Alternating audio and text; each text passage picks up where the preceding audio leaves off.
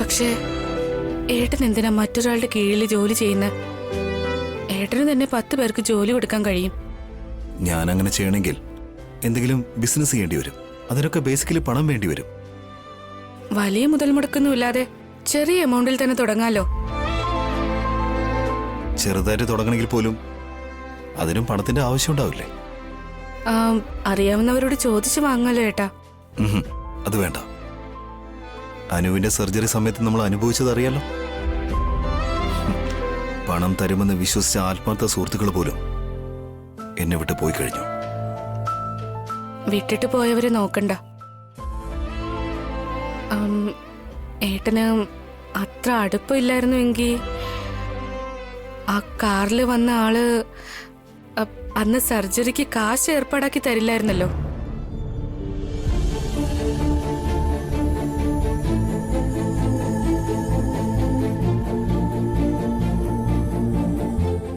വീണ്ടും അയാളോട് കാശ് ചെന്ന് ചോദിക്കണമെന്നല്ല ഞാൻ പറഞ്ഞു വന്നത്.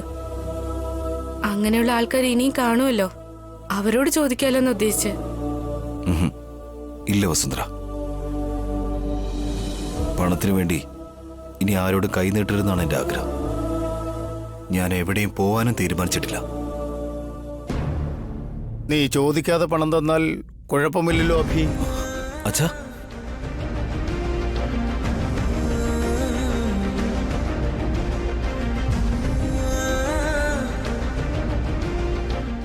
അച്ഛാ, അച്ഛൻ നാട്ടിലേക്ക് പോയില്ലേ?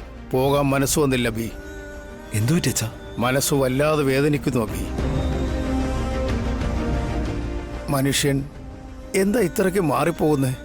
ബന്ധത്തെക്കാൾ പണത്തിന് ഇത്രയും പ്രാധാന്യം കൊടുക്കുന്നതിനാ എനിക്ക് മനസ്സിലാവുന്നില്ല അഭി. ബസ്സിൽ പോയിക്കൊണ്ടിരിക്കുമ്പോഴാ നിങ്ങൾ രണ്ടുപേരും ആ ഫാക്ടറിയിൽ നിന്ന് ജോലി രാജിവെച്ച കാര്യം ഓർമ്മ വന്നത്. നാളെ മുതൽ നിങ്ങളുടെ ജീവിതം എങ്ങനെയായിരിക്കുമെന്ന് വിചാരിച്ചാൽ മടങ്ങി വന്നത്. വസുവും നീ ഇത്രയും നേരം സംസാരിച്ചൊക്കെ ഞാൻ കേട്ടു. വസു പറഞ്ഞത് സത്യമാണ് മോനെ. നീ എന്തിനു മറ്റൊരു സ്ഥലത്ത് ജോലി ചെയ്യണം? നിന്നെ കൊണ്ട് 100 പേർക്ക് ജോലി കൊടുക്കാൻ കഴിയും. നിനക്ക് ആവശ്യമായ മൂലധനം ഞാൻ തരാം. നീ ബിസിനസ് ചെയ്യുക. ആ വൃത്തികെട്ട മക്കളേക്കാൾ കൂടുതൽ ഉയരത്തിൽ നീ എത്തണം. നാളെ നമുക്ക് നാട്ടിലേക്ക് പോകണം. അവിടുത്തെ സ്ഥലമൊക്കെ വിറ്റ് ആ പണം ഞാൻ നിനക്ക് തരാം. അതുപോലെ. വേണ്ട അച്ഛാ, ആ സ്ഥലം അച്ഛന്റെ കഠിനാധ്വാനമാണ്. അത് അച്ഛന്റെ കയ്യിൽ തന്നെ ഉണ്ടാവണം. അപ്പോ നിന്റെ കഠിനാധ്വാനമെല്ലാം അവർക്ക് കൊടുത്തില്ലടാ നീ. അത് നിനക്കവർക്ക് കൊടുക്കാം, ഞാൻ നിനക്ക് തരാൻ പാടില്ലേ? അച്ഛാ, ആ സ്ഥലം ഏട്ടനും അഖിലിനും കൊടുത്തേക്ക്. എനിക്ക് വേണ്ട. ആ സ്ഥലം നിന്റെ മുത്തച്ഛൻ എനിക്ക് തന്നതല്ല അഭി. ഞാൻ കഷ്ടപ്പെട്ട് അധ്വാനിച്ചുണ്ടാക്കിയതാ. എനിക്കിഷ്ടപ്പെട്ടവർക്ക് ഞാൻ കൊടുക്കുന്നു. വേണ്ട അച്ഛാ, ഓൾറെഡി ഉള്ള പ്രശ്നങ്ങൾ തന്നെ ധാരാളം. എനിക്ക് ആ സ്ഥലം തരാണെങ്കിൽ ഏട്ടനും അഖിലും വീണ്ടും എന്നെ കൂടുതൽ വെറുക്കേ ഉള്ളൂ. അതെനിക്കിഷ്ടമല്ല. അവരെന്ത് വിചാരിച്ചാലും എനിക്കത് പ്രശ്നമല്ല അഭി. അതിൽ എന്തൊക്കെ പ്രശ്നം വന്നാലും ആ സ്ഥലം വിറ്റ് പണം ഞാൻ നിനക്ക് തരും. പറയുന്നൊന്ന് മനസ്സിലാക്കച്ച. വെറുതെ എടുത്തു ചാടി അച്ഛൻ കൂടുതൽ വിഷമത്തിലാവരുത് പ്ലീസ്. വസുന്ധര, അച്ഛന്റെ ഭക്ഷണം എടുത്തു വെക്ക്.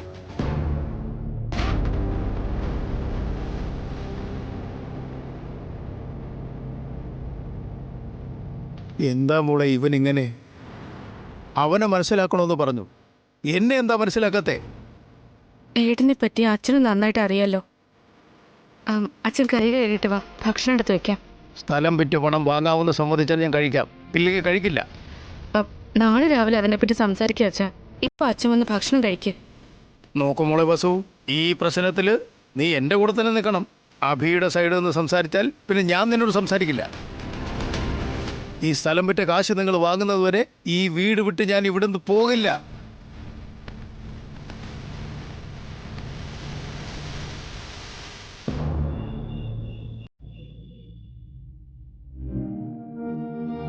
അമ്മേ, ഈ ഡ്രസ്സും കൂടെ വെക്ക്. ഇത് മതി മോളെ. പരീക്ഷ കഴിഞ്ഞ ഉടനെ വീട്ടിലേക്കല്ലേ വരുന്നത്? അതുകൊണ്ടൊന്നും അല്ല അമ്മേ. കല്യാണത്തിന് ശേഷം ഇതുപോലുള്ള ഡ്രസ്സൊന്നും ഇടാൻ പറ്റില്ല. സാരി മാത്രമേ ഉടുക്കാൻ പാടുള്ളൂ എന്ന് രാജേഷ് പറഞ്ഞിട്ടുണ്ട്.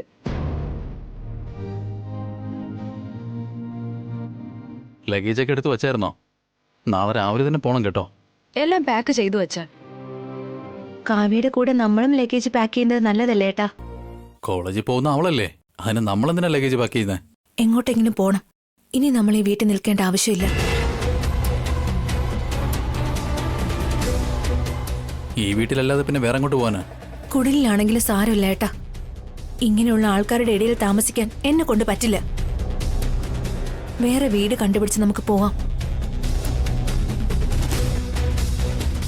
നിനക്കെന്താ ഭ്രാന്താണോ ഭാവനെ? 4 മാസം കഴിഞ്ഞാൽ കാവ്യയുടെ കല്യാണമാണ്. ഈ സമയത്ത് വീട് വിട്ട് പോണെന്ന് പറഞ്ഞാൽ എങ്ങനെയാ? ഈ വീട്ടിലിനി താമസിച്ചാൽ ശരിക്കും നമുക്ക് ഭ്രാന്ത് പിടിക്കും. അഖിലും കാർത്തികയും ദിവസം ചെല്ലും തോറും തരം താഴ്ന്നുകൊണ്ടിരിക്കുക. അവര് ചെയ്യുന്ന കാര്യങ്ങളൊക്കെ കാണുമ്പോ എനിക്ക് പേടിയാവുക. ഇന്ന് വസുവിനോട് കാണിച്ചത് നാളെ എന്റെ അടുത്ത് കാണിക്കില്ലെന്ന് എന്താ ഇത്ര ഉറപ്പ്? അവര് നമ്മളെ കള്ളന്മാരാക്കി ഈ വീട്ടിൽ നിന്ന് പുറത്താക്കുന്നതിന് മുൻപ് നമ്മളായിട്ട് പോകുന്നതല്ലേ ഏട്ടാ നല്ലത്? നീ ഇതെന്തൊക്കെയാ പറയുന്ന ഭാവനെ? സത്യമാടാ അവൾ പറയുന്നേ. ഭാവന പറയുന്നതൊക്കെ ശരിയാ. അതിൽ 100% ശരിയുണ്ട്. നിങ്ങൾ ഉടനെ ഈ വീട് വിട്ടു പോകുന്നതാ നല്ലത്. അമ്മ ഇതെന്തൊക്കെയാ പറയുന്നേ? അഭി വേറെ, ഞാൻ വേറെ. എന്റെ കാര്യത്തിലും അഖിൽ അങ്ങനെ ചെയ്യുമെന്നാണോ പറയുന്നേ? ഞാൻ അവന്റെ സ്വന്തം ചേട്ടനല്ലേ? വിശന്നിരിക്കുന്ന കടുവ ചില സമയത്തെ തന്റെ സ്വന്തം കുഞ്ഞുങ്ങളെ പോലും കൊന്നു തിന്നുമെന്ന് പറയാറുണ്ട്. സ്വത്തിനെ സ്നേഹിക്കുന്ന മനുഷ്യരും അങ്ങനെ തന്നെയാടാ. സ്വാർത്ഥത തലയ്ക്ക് പിടിച്ച മനുഷ്യർക്ക് കാശ് മാത്രമാ കൂടപ്പിറപ്പ്. സ്വന്തം സഹോദരങ്ങൾ പോലും അന്യരായി പോവും. പക്ഷെ അഖിൽ... ഏട്ടൻ എപ്പോ നോക്കിയാലും അഖിലിനെ സപ്പോർട്ട് ചെയ്ത് സംസാരിക്കുന്നതല്ലാതെ അഭിയെ കുറിച്ചൊന്നും ആലോചിക്കുന്ന പോലും ഇല്ലല്ലോ.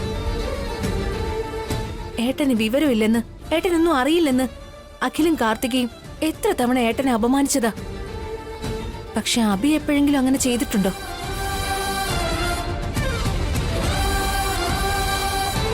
അവന്റെ സ്വത്തുക്കൾ മുഴുവൻ നമുക്ക് തന്നു. അവന്റെ കുട്ടിക്ക് നമ്മൾ ഒരു സഹായവും ചെയ്തില്ലെങ്കിൽ പോലും നമ്മുടെ കുഞ്ഞിന് അഭി എന്തൊക്കെ സഹായങ്ങളാണ് ചെയ്തത്. നമ്മൾ എപ്പോഴും ഉണ്ടാവേണ്ടത് അഭിയുടെ കൂടെ അല്ലാതെ അഖിലിന്റെ കൂടെ അല്ല ഏട്ടാ.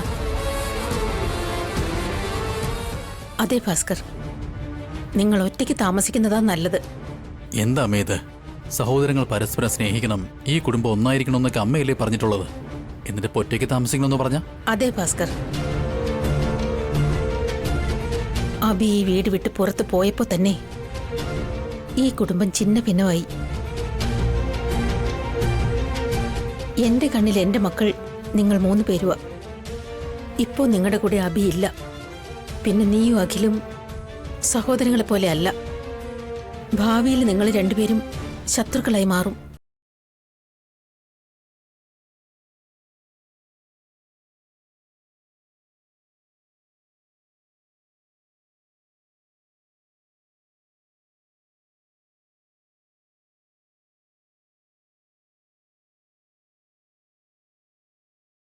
അഖിലിനൊപ്പം നിൽക്കുന്നതിനേക്കാൾ നല്ലത് അബിയോടൊപ്പം പോകുന്നതായിരിക്കും.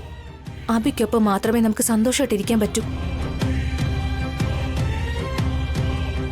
അതെ അച്ഛാ, അഖിൽ ചെറിയച്ഛനും കാർത്തിക ചെറിയമ്മയും നല്ലവരല്ല.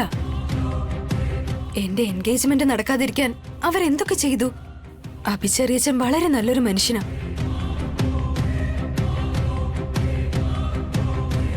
ഇനി കൂടുതലൊന്നും ആലോചിക്കേണ്ട ഭാസ്കർ, നിന്റെ നല്ലതിനു വേണ്ടിയാ പറയുന്നേ. പക്ഷെ അമ്മയും പയ്യന്റെ വീട്ടുകാർ നമ്മുടെ ഒരുമ കണ്ടിട്ടല്ലേ ഈ കല്യാണത്തിന് സമ്മതിച്ചത്. അതിനിടയ്ക്ക് നമ്മൾ പിരിയുകയാണെങ്കിൽ... അവരോട് നിന്റെ അച്ഛൻ എല്ലാ കാര്യങ്ങളും തുറന്നു പറഞ്ഞല്ലോ ഭാസ്കർ. അബി നിങ്ങളുടെ കൂടെ അല്ല എന്നുള്ള കാര്യം അവർക്കറിയാം. അബിയുടെ മുഖം കണ്ടിട്ടല്ലേ അവർ ഈ കല്യാണത്തിന് സമ്മതിച്ചത്. നിങ്ങൾ അബിയുടെ കൂടെയാണ് താമസിക്കുന്നതെന്നറിഞ്ഞാൽ അവർക്ക് ഒരുപാട് സന്തോഷമാകും. ഈ കല്യാണത്തിന് പിന്നെ ഒരു തടസ്സവും ഉണ്ടാവില്ല. പ്ലീസ് അച്ഛാ, നമുക്ക് അഭി ചെറിയച്ഛന്റെ അടുത്തേക്ക് പോകാം. ചെറിയച്ഛൻ നമുക്ക് നല്ലത് മാത്രമേ ചെയ്തിട്ടുള്ളൂ. നമ്മളും അതുപോലെ അഭി ചെറിയച്ഛനെ സഹായിക്കണ്ടേ? ശരിയാണ് ഏട്ടാ. ഇപ്പൊ അഭിയും വസുവും ഫാക്ടറി ജോലി വേണ്ടെന്ന് പറഞ്ഞല്ലോ. അവർക്കൊരു ജോലി വേണം. അത് ഏട്ടനെ കൊണ്ട് ഏർപ്പാടാക്കാൻ പറ്റില്ലേ? അബി സ്വാഭിമാനമുള്ളവനാ. ഭാസ്കർ ജോലി കൊടുത്താലും അവൻ വാങ്ങില്ല. ഒരു കാര്യം ചെയ്യാമേ, നിങ്ങളെല്ലാം ഇങ്ങനെ പറയുമ്പോൾ അബിയുടെ കൂടെ താമസിക്കുന്നത് തന്നെ നല്ലതെന്ന് എനിക്കും തോന്നുന്നു.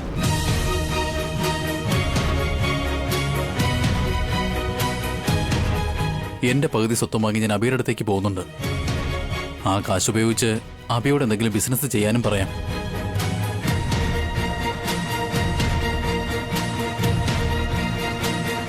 ഇത് നല്ല തീരുമാനമാണ് ഏട്ടാ. എന്തായാലും ആ MLAയുടെ കൂടെ ഏട്ടനും അഖിലും ചേർന്ന് ബിസിനസ് ചെയ്യണമെന്നല്ലേ വിചാരിച്ചത്. അത് ഏട്ടനും അബിയും കൂടി ചേർന്നങ്ങ് ചെയ്യും.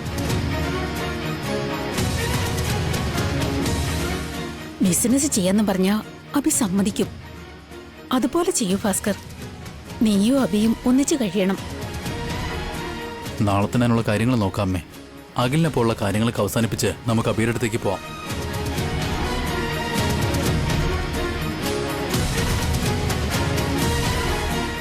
എന്താടാ ഭാസ്കര ഇത്? നീ കൊച്ചുമോനെ വിട്ടുപിരിഞ്ഞ എന്റെ ഗതി എന്താകും?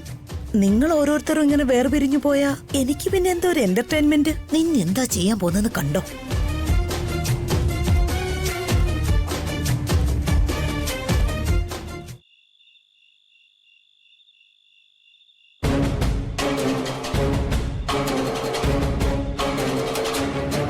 ഇളയമ എന്താ ഈ പറയുന്നേ?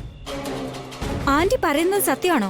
ഞാൻ കാതുകൊണ്ട് കേട്ടതും കണ്ണുകൊണ്ട് കണ്ടതുമാണ് ഇവിടെ വന്ന് പറഞ്ഞത്.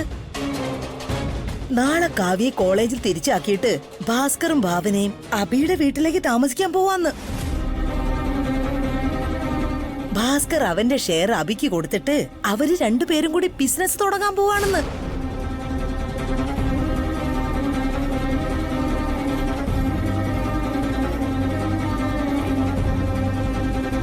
വലിയ ശല്യം ഒഴിഞ്ഞു.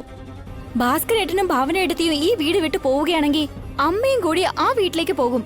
അപ്പോ വീട് മുഴുവനും നമ്മുടേതാകും. ഹാപ്പി ആയിട്ടിരിക്കാം. ഞാനെവിടെ പോവില്ല, നിങ്ങളെ കൂടെ തന്നെ ഉണ്ടാകും. പക്ഷേ ഭാസ്കറും ഭാവനയും കൂടി ഇവിടെ ഉണ്ടായ നന്നായിരുന്നു. വീട് വിട്ടു പോണോന്ന് അവര് തീരുമാനിച്ചു കഴിഞ്ഞാ പിന്നെ നമ്മൾ എന്തിനു തടയണം? ആന്റി ഞങ്ങളുടെ കൂടെ നിന്നാ മതി. ആന്റി ഞങ്ങളെ നന്നായിട്ട് നോക്കിക്കോളാം. ഏട്ടനും നമ്മുടെ കൂടെ തന്നെ ഉണ്ടാവണം കാർത്തിക. എന്താ ബ്രദർ സെന്റിമെന്റ്സ് ആണോ? ഒരിക്കലുമല്ല, ബിസിനസ് സെന്റിമെന്റ്സ്. അതെന്തൊരു സെന്റിമെന്റ്സാ? ആ MLA ഞങ്ങളും ചേർന്ന് റിയൽ എസ്റ്റേറ്റ് ബിസിനസ് തുടങ്ങാന്ന് പറഞ്ഞിരുന്നു. ഇപ്പൊ ഏട്ടന്റെ ഷെയറും കൊണ്ട് പാട്ടിന് പോയാ എന്റെ ഷെയർ കൊണ്ട് മാത്രം പറ്റില്ല. വരുന്ന പ്രോഫിറ്റ് നന്നായിട്ട് കുറയും ചെയ്യും. അപ്പോ എന്റെ മോമിനെ പാർട്ട്ണറായി കൂട്ടാം. ഭാസ്കരേട്ടൻ എന്തിനാ? നിന്റെ അമ്മയുടെ സ്വത്ത് ഞാൻ അടിച്ചു മാറ്റിയാ നിനക്ക് ഓക്കെ ആണോ? അഖിൽ, നീ അങ്ങനെ ചെയ്യോ? എന്റെ ഏട്ടനോട് ഞാൻ അങ്ങനെ ചെയ്യാൻ പോകുന്നേ. ആ MLAയുടെ മുന്നിൽ ഭാസ്കരേട്ടനെ പാർട്ട്ണറായിട്ട് ചേർത്ത് ഏട്ടന്റെ വില മതിക്കുന്ന സ്വത്ത് കൂടി ഞാൻ അടിച്ചു മാറ്റും. അത് കഴിഞ്ഞ ഉടനെ അയാളെ തൂക്കിയെറിയും. പിന്നെ അങ്ങേര് ആ അഭിയുടെ അടുത്ത് പോയാലും അല്ലെങ്കിൽ വേറെ ആരടുത്ത് പോയാലും എനിക്കൊരു കുഴപ്പമില്ല. ശരിക്കും നീ സൂപ്പർ അഖിൽ. നീ വലിയ ബുദ്ധിശാലിയാ. പക്ഷേ ഭാസ്കർ നിന്റെ വാക്ക് കേൾക്കും അഖിൽ. ആ ഭാവന അതിന് സമ്മതിക്കുവോ? അവര് രണ്ടുപേരും നിന്റെ വാക്ക് കേൾക്കേയില്ല. അത് മാത്രല്ല, നിന്റെ അമ്മ അവരുടെ സൈഡിലാ. ഇളയമ്മ ഞങ്ങൾ രണ്ടുപേരെയും കുട്ടിക്കാലം തൊട്ടേ കാണുന്നതല്ലേ. ആ, എനിക്ക് എന്റെ ഏട്ടനെ വളരെ നന്നായിട്ട് അറിയാം. അങ്ങേർക്ക് ബുദ്ധി കുറവാണെങ്കിലും സെന്റിമെന്റ്സ് ഒരല്പം കൂടുതലാ. ആ സെന്റിമെന്റ്സ് വെച്ച് ഞാൻ കൊടുക്കും. എടാ, അതിനുള്ള സമയമൊന്നും ഇപ്പൊ ഇല്ല. അവര് രണ്ടുപേരും നാളെ രാവിലെ തന്നെ ഇവിടുന്ന് പോകാനുള്ള തീരുമാനം എടുത്തു കഴിഞ്ഞു. ഇന്ന് രാത്രി മുഴുവനും സമയമില്ലേ ഇളയമ്മേ? ഈ ഒരു രാത്രി കൊണ്ട് എന്ത് ചെയ്യാൻ കഴിയും അഖിൽ? നിന്റെ ചേട്ടന്റെ മനസ്സ് നീ എങ്ങനെ മാറ്റാനാ? നിന്റെ പ്ലാൻ എന്താ? പറയാൻ പറ്റില്ല. നാളെ നിങ്ങൾ കണ്ടാ മതി. ഒന്ന് പറഞ്ഞു താ മോനെ. ഞങ്ങൾ കൂടി നിന്റെ പ്ലാൻ എന്താണെന്ന് അറിഞ്ഞാ അത് നല്ലതല്ലേ? എന്തിന്? പ്ലാൻ പൊളിക്കാനായിരിക്കും. നിങ്ങൾ രണ്ടും കൂടി പ്ലാൻ ഉണ്ടാക്കി അതെങ്ങനെ ഇരിക്കുമെന്ന് ഞാൻ കണ്ടതല്ലേ. നിങ്ങളെയും കൂടി ഉൾപ്പെടുത്തി എന്റെ പ്ലാൻ വർക്കൗട്ടാക്കാൻ നോക്കിയാ അതും കൂടി ഇല്ലാതായി പോവും. ഓക്കെ അഖിൽ, എനിക്ക് നിന്നിൽ നല്ല വിശ്വാസമാ. നീ എന്ത് വേണമെങ്കിലും ചെയ്തോ. ഈ സ്വത്ത് മുഴുവനും നമ്മുടേതാകണം. നാളെ എന്റെ പെർഫോമൻസ് എങ്ങനെയായിരിക്കും നീ കാത്തിരുന്ന് കണ്ടോ. ആ ഒരൊറ്റ പ്ലാനിങ്ങില് ഏട്ടന്റെ തല പുകഞ്ഞ് ഇവിടെ കിടന്ന് ഓടും. അച്ഛനും അമ്മയും ഏടത്തിയും എന്ത് പറഞ്ഞാലും കേൾക്കാതെ ഏട്ടൻ എന്റെ വരുതിക്ക് വരുന്ന രീതിയിൽ ഞാൻ ആക്കി തീർക്കും.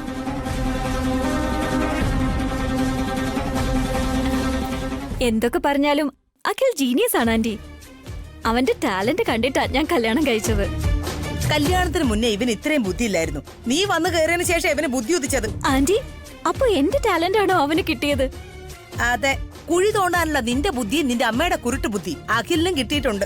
നിങ്ങൾ സ്വയം നന്നാവാനായിട്ടൊട്ട് ശ്രമിക്കുകയില്ല, ബാക്കിയുള്ളവരെ നശിപ്പിക്കാനായിട്ട് വലിയ താല്പര്യമാണ്. സ്വത്ത് മുഴുവനും എന്റെ കയ്യിലായി കഴിഞ്ഞാ ആദ്യം ഇവരെ ഇവിടെ നിന്ന് തുരത്തണം. പറയേണ്ട കാര്യങ്ങൾ പറഞ്ഞു. ഭാസ്കറിന് അഖില് നാളെ രാവിലെ തടയുമെന്ന് പറയുന്നു. രണ്ടുപേരും ഒന്നിച്ചിരിക്കുകയാണെങ്കിൽ എന്റെ എന്റർടൈൻമെന്റിന് ഒരു ബ്രേക്കും ഉണ്ടാവില്ല. ഞാൻ ഹാപ്പി ആയിട്ടിരിക്കും.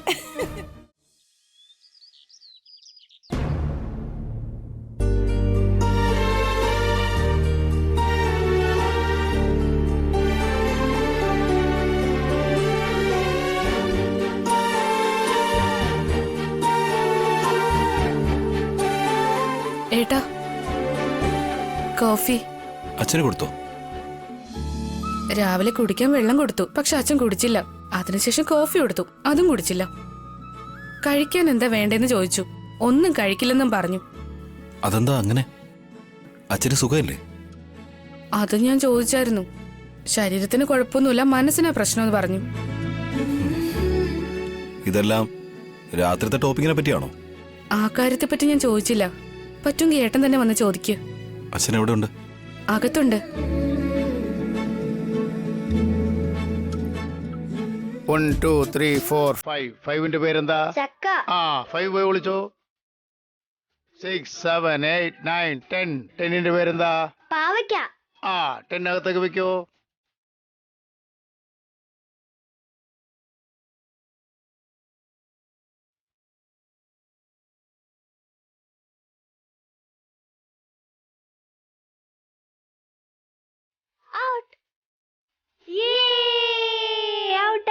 മോള് വാ, നമുക്കൊന്നുകൂടെ എണ്ണാം.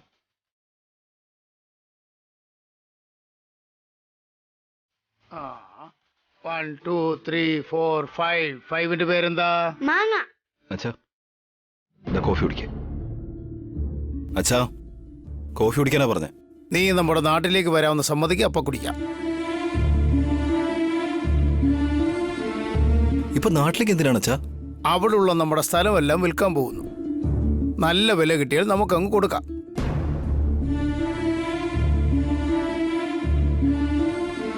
അത് വേണ്ടെന്നല്ലേ ഞാൻ പറഞ്ഞത്. ഞാൻ വേണമെന്ന് പറയുന്നു. ഞാൻ പറയുന്നത് കേക്കച്ചാ. ഞാൻ നിന്റെ അച്ഛനാ. ഞാൻ പറയുന്നത് നീ കേൾക്കണോ, നീ പറയുന്നത് ഞാൻ കേൾക്കണോ? അങ്ങനെയല്ല അച്ഛാ. അത്രേ ഉള്ളൂ മക്കളെ. സ്വന്തം മക്കളും എന്റെ വാക്ക് കേൾക്കുന്നില്ല. സ്വന്തം മക്കളെക്കാൾ സ്നേഹത്തോടു കൂടി വളർത്തിയ നീയും എന്റെ വാക്ക് കേൾക്കുന്നില്ല. എന്റെ വേദന ആരും മനസ്സിലാക്കുന്നില്ല.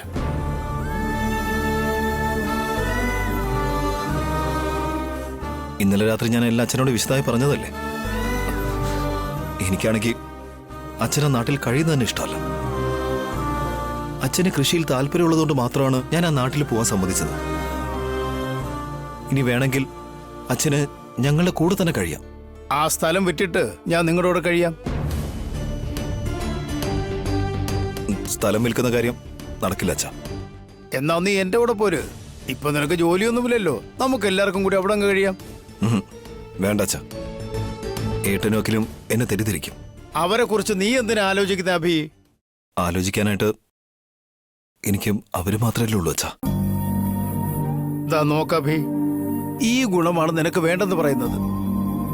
അവർക്ക് നിന്നെപ്പറ്റി ഒരു വിചാരവുമില്ല.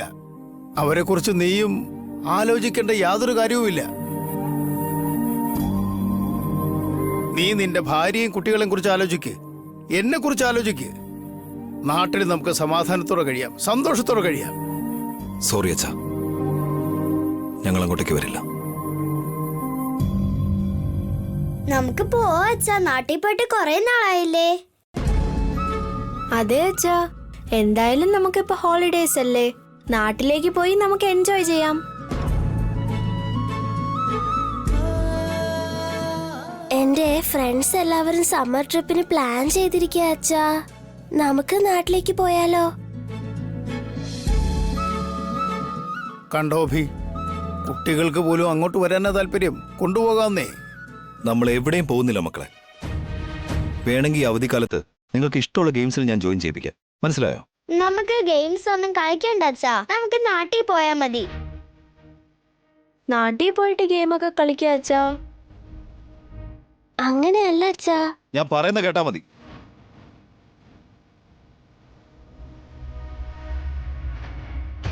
വെറുതെ വാശി പിടിക്കരുത്. അച്ഛനിവിടെ എത്ര നാൾ വേണമെങ്കിലും കഴിയാം. പക്ഷേ നാട്ടിലേക്ക് ഞങ്ങൾ വരില്ല. നിങ്ങൾ നാട്ടിലേക്ക് വരുന്നതുവരെ ഞാൻ ഇവിടെ തന്നെ താമസിക്കും. ഞാൻ നിങ്ങളെയും കൊണ്ടേ പോകൂ.